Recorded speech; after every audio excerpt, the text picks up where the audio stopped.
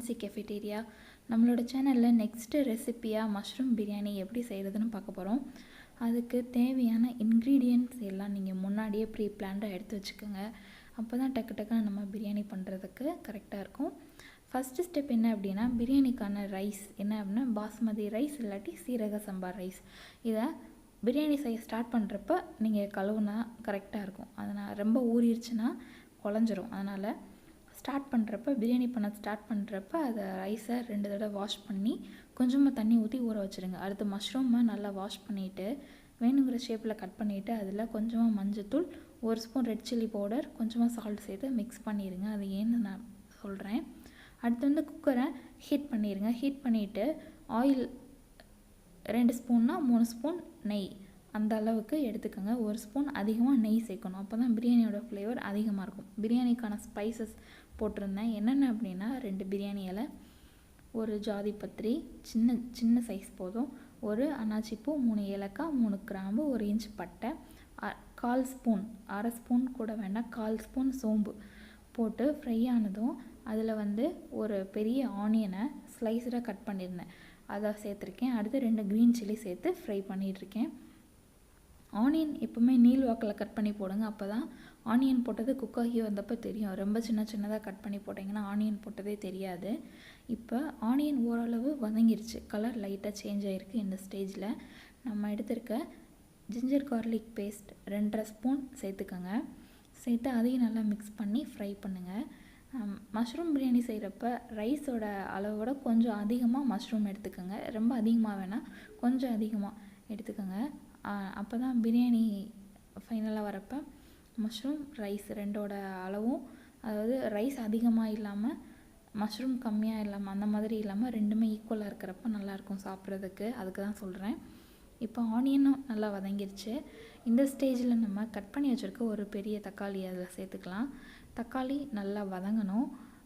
Onion தக்காளி நல்லா வதங்கி அந்த தக்காளியை நல்லா மேஷ் ஆகிற அளவுக்கு வதங்கணும்.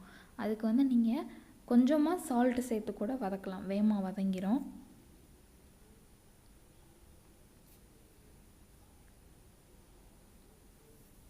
கொஞ்சமாக சால்ட்டு கூட சேர்த்துக்கோங்க. சேர்த்து நல்லா வதக்குங்க.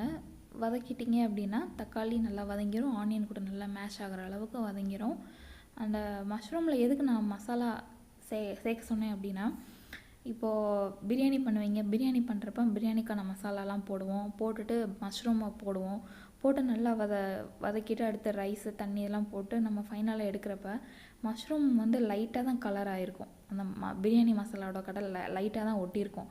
அதனால் நீங்கள் முன்னாடி இந்த மாதிரி ரெட் சில்லி பவுடர், கொஞ்சம் மஞ்சத்தூள் போட்டு இது பண்ணி வச்சிட்டிங்க அப்படின்னா திருப்பி நம்ம பிரியாணிக்கான மசாலாவும் போடுறப்ப அந்த மசாலாவும் சேர்த்து அந்த பிரியாணி ரைஸும் அந்த மஷ்ரூம் ஒரே கலரில் தெரியும் உங்களுக்கு ஃபைனலாக கிடைக்கிறப்ப. அது கலர் டிஃப்ரெண்ட் தெரியாது. அதுக்காக தான் இதை நான் பண்ண சொன்னேன். இந்த மாதிரி செஞ்சு பாருங்கள். மஷ்ரூம் பிரியாணி நல்லா பர்ஃபெக்டாக உங்களுக்கு சூப்பராக கிடைக்கும்.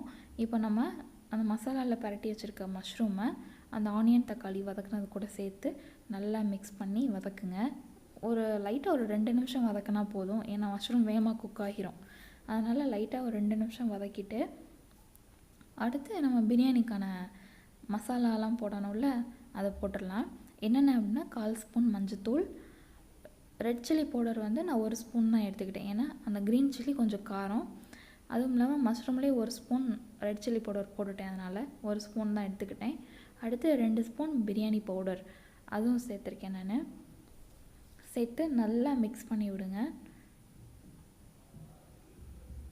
அந்த மசாலாவோட பச்சை ஸ்மெல் போகிற அளவுக்கு வதங்கினா போதும். ஒரு 2 நிமிஷம் வதங்கினா போதும்.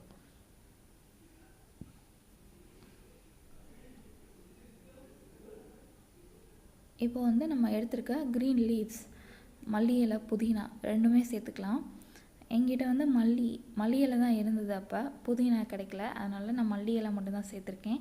புதினாவும் சேர்த்துக்கோங்க, சூப்பராக இருக்கும் பிரியாணிக்கு. மல்லி புதினா 2மே கொஞ்சம் அதிகமாக சேர்த்துக்கோங்க. ஒரு கையளவு மல்லினா 1 கையளவு புதினா அந்த அளவு சேர்த்துக்கோங்க. அடுத்து கெட்டி தயிர், அது ஒரு 2.5 ஸ்பூன் அளவு சேர்த்துக்கோங்க. தயிர் இல்லை அப்படின்னா லெமன் ஜூஸ் பிழிஞ்சிக்கலாம். அது எப்போனா தண்ணியெல்லாம் ஊற்றிட்டு குக்கர் க்ளோஸ் பண்ணுவீங்கள, உப்பு எல்லாமே போட்டு செக் பண்ணிவிட்டு அந்த டைமில் லைட்டாக ஒரு 1/2 ஸ்பூன் அளவு லெமன் பிழிஞ்சு விடுங்க. லெமன் தயிர் ரெண்டுமே சேர்க்கக்கூடாது, ரொம்ப புளிப்பு டேஸ்ட்டு மட்டும்தான் தெரியும் பிரியாணியில். அதனால் தயிர் சேர்த்தா லெமன் சேர்க்கக்கூடாது, லெமன் சேர்த்தா தயிர் சேர்க்கக்கூடாது, ஏதாச்சும் ஒன்று தான் சேர்த்துக்கணும். இப்போ ஆயில் நல்லா பிரிஞ்சு வந்துருச்சு பாருங்கள். நான் இப்போ ஒரு டம்ளர் காமிச்சேன்ல, அந்த டம்ளர்னு நான் 2.5 டம்ளர் ரைஸ் எடுத்துக்கிட்டேன், பாஸ்மதி ரைஸ். அதனால் 6 டம்ளர் தண்ணி ஊற்றணும். எப்போவுமே 2.5 டம்ளர் ரைஸுக்கு 5 டம்ளர் தண்ணி ஊற்றுவோம். அதனால் ஒரு பங்கு தண்ணி சேர்த்து வச்சிங்க அப்படின்னா கரெக்டாக குக் ஆகி வரும், அடி பிடிக்காமல். இப்போ நான் 2 டம்ளர் தண்ணி மட்டும்தான் சேர்த்தேன். சேர்த்து அந்த தண்ணி வந்து லைட்டாக கொதிக்க ஆரம்பிச்சிருச்சு. இந்த ஸ்டேஜில் நம்ம கழுவி வச்சுருக்க பாஸ்மதி ரைஸை அதில் சேர்த்துக்கலாம். சேர்த்துட்டு மீதி 4 டம்ளர் தண்ணி சேர்த்துட்டு உப்பு போடணும். உப்பு நம்ம இன்னும் போடவே இல்லை, உப்பு செக் பண்ணணும். பிரியாணிக்கு எப்போவுமே உப்பு கொஞ்சம் அதிகமாகவே போடுங்க, அப்போ தான் உங்களுக்கு குக்காகி ஃபைனலாக வரப்போ பிரியாணியில் வந்து கரெக்டாக உப்பு டேஸ்ட் இருக்கும். இப்போ நான் மீதி 4 டம்ளர் தண்ணியை சேர்க்குறேன். சேர்த்துட்டு மிக்ஸ் பண்ணிவிட்டு அதுக்கு பிரியாணிக்கு தேவையான உப்பு நம்ம சேர்த்துக்கணும். பிரியாணிக்கு மறந்துடாதீங்க, எப்போவுமே உப்பு கொஞ்சம் அதிகமாகவே சேருங்க. அதான் ஃபைனலாக உங்களுக்கு சால்ட்டோட டேஸ்ட் வந்து கம்மியாக இல்லாமல் அதிகமாகவும் இல்லாமல் கரெக்டாக இருக்கும். சால்ட்டு செக் பண்ணி போட்டாச்சு. போட்டுட்டு க்ளோஸ் பண்ணிடுங்க குக்கரை. ஒரு விசில் விட்டால் போதும், பாஸ்மதி ரைஸ் ஒரு விசில்லே குக் ஆகிரும். நம்மளோட சுவையான மஷ்ரூம் பிரியாணி கலர்ஃபுல்லாக ரெடி ஆயிருச்சு. இதை நம்ம அடி பிடிக்கல, கரெக்டாக நீங்கள் வந்து ஒரு டம்ளர் தண்ணி எக்ஸ்ட்ரா வச்சிங்க அப்படின்னா ரைஸ் எப்போவுமே அடி பிடிக்காது. நல்லா உதிரியாக வந்துடுச்சு பிரியாணி. நம்மளோட சுவையான மஷ்ரூம் பிரியாணி ரெடி. அது கூட ஆனியன் ரைத்தா, கூடவே பாயில்டு எக் அதுவும் வச்சும் சாப்பிட்லாம், நல்லாயிருக்கும். இந்த டிஷ்ஷை உங்கள் வீட்டில் கண்டிப்பாக ட்ரை பண்ணி பாருங்கள். உங்களோட ஃபீட்பேக்ஸ் என்னோட கமெண்ட் செக்ஷனில் சொல்லுங்கள். இந்த வீடியோ உங்களுக்கு பிடிச்சிருந்துச்சு அப்படின்னா இந்த சேனலை சப்ஸ்கிரைப் பண்ணுங்கள். உங்களோட நோட்டிஃபிகேஷன் பெல் சிம்பிளையும் கிளிக் பண்ணிடுங்க. Thank you friends. நெக்ஸ்ட் வீடியோவில் பார்க்கலாம்.